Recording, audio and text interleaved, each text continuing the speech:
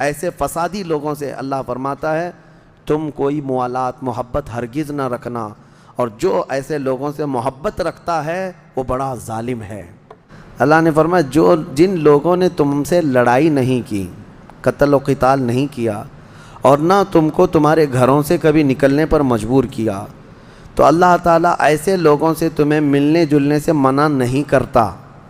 ان کے ساتھ اچھا سلوک کرو، انصاف کے ساتھ رہو۔ جن کے ساتھ تمہاری جنگ نہیں ہوئی، جنہوں نے تمہارے گھروں سے تمہیں نہیں نکالا، ان کے ساتھ اللہ کیا فرماتا ہے؟ مل جل کر کے رہنے میں، ان کے ساتھ اچھائی کا سلوک کرنے میں اللہ منع نہیں فرماتا۔ انما ینہاکم اللہ عن الذین قاتلوکم فی الدین، ہاں اللہ تعالیٰ ان لوگوں سے تمہیں ملنے سے منع کرتا ہے جنہوں نے دین میں تم سے جنگ کیا ہے۔ وَأَخْرَجُوكُم مِّن دِيَارِكُمْ، اور تم کو تمہارے گھروں سے، تمہارے شہروں سے نکالا ہے، یا پھر تمہارے نکالنے پر دوسروں کی مدد کی ہے۔ ایسے فسادی لوگوں سے اللہ فرماتا ہے تم کوئی موالات محبت ہرگز نہ رکھنا، اور جو ایسے لوگوں سے محبت رکھتا ہے وہ بڑا ظالم ہے۔ اب آپ سمجھ گئے، جو دشمنان اسلام ہیں، جو مسلمانوں کو قتل کرتے ہیں یا ان کو ان کے گھروں سے نکالتے ہیں، ایسوں سے دوستی کے لیے قرآن اجازت نہیں دیتا۔ ہاں جنہوں نے تمہارے ساتھ قتل و قتال نہیں کیا، نہ ہی تمہارے گھروں سے نکالا، ان کے ساتھ تم اچھا سلوک کرو۔ قرآن میں ہے ان تبروہم، اچھا سلوک کرو، وتقسطوا الیہم، ان کے ساتھ انصاف کا معاملہ کرو۔ بے شک اللہ تعالیٰ انصاف کرنے والوں کو پسند کرتا ہے۔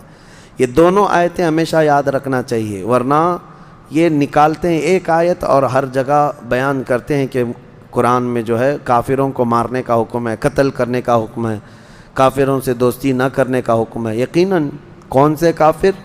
قرآن میں اللہ نے فرما دیا جنہوں نے تم سے جنگ کیا ہے، جو تمہارے جان کے دشمن ہیں، تمہارے دین کے دشمن ہیں، اور تم کو تمہارے گھروں سے نکالا یا نکالنے پر مدد کیا۔ یہ تو کامن سی بات ہے، دنیا میں کوئی بھی قوم کیوں ایسوں سے دوستی کرے گی؟ تو میرے عزیزو یہ بات یاد رکھ لیں۔ اور سورہ ممتحنہ کی شروع کی آیتیں جو ہیں، اللہ نے فرمایا یا ایھا الذین آمنوا لا تتخذوا عدوی وعدوکم اولیاء، اے ایمان والو میرے دشمنوں کو اور اپنے دشمنوں کو دوست کبھی مت بناؤ۔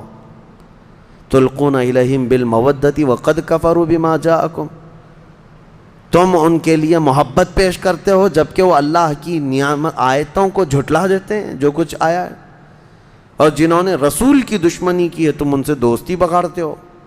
قرآن پاک میں تنبیہ کے ساتھ، سختی کے ساتھ کہا گیا ہے۔ اور اگر تمہاری اولاد ہو، تمہارے جو کچھ بھی ہو، تمہیں فائدہ نہیں دیں گے اگر کافر ہیں تو اس بات کو سمجھ کر کے چلیں۔ پھر سورہ مجادلہ میں جو پیغامات تھے اس میں سے ایک یہ ہے، اللہ تعالیٰ نے فرمایا الم تر الی الذین نہوا عن النجوی، کیا آپ نے نہیں دیکھا ان لوگوں کو جن کو منع کیا گیا ہے کانا پھوسی کرنے سے؟ اللہ تعالیٰ نے منع فرمایا۔ جب کوئی 3 لوگ بیٹھے ہوں تو اللہ فرماتا چوتھا اللہ ہے۔ تم اگر خفیہ باتیں کر رہے ہو، کانا پھوسی کر رہے ہو، ما یکون من نجوى ثلاثة الا هو رابعهم ولا خمسة الا هو سادسهم، اگر 5 لوگ بیٹھ کر کے کر رہے ہوں تو چھٹا رب تبارک و تعالیٰ ہے۔ تو اس طرح کی حرکتوں کو منع کیا گیا ہے، یہ کانا پھوسی کرنا، خفیہ باتیں کرنا، کس طور پر؟ جب لوگ تمہارے سامنے بیٹھے ہوں۔ اب مثال کے طور پر 8-10 لوگوں کی محفل بیٹھی ہے، 2 ہی لوگ بیٹھ کر کے اس میں خسر پھسر کر رہے ہوں، تو یہ اخلاق سے گری ہوئی بات ہے، کیونکہ دوسروں کے دلوں میں شیطان شک ڈال دے گا کہ یہ میرے ہی متعلق کچھ بول رہے ہیں،